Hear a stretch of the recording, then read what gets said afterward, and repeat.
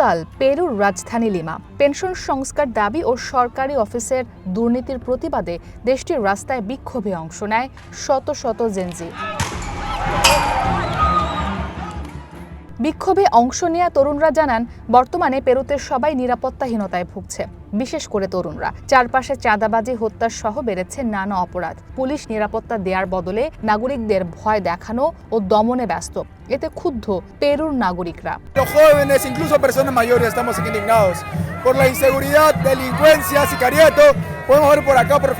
শুরুতে শান্তিপূর্ণ প্রতিবাদ চললেও দ্রুত তা রূপ নেয় সহিংসতায়। পুলিশের সাথে তীব্র সংঘর্ষ শুরু হয় বিক্ষোভকারীদের।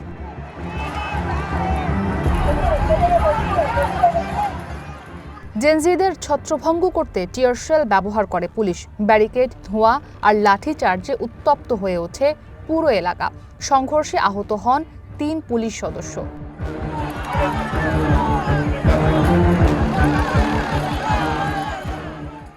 ইসরাত মুক্তি, ওয়ান ইন্টারন্যাশনাল ডেস্ক।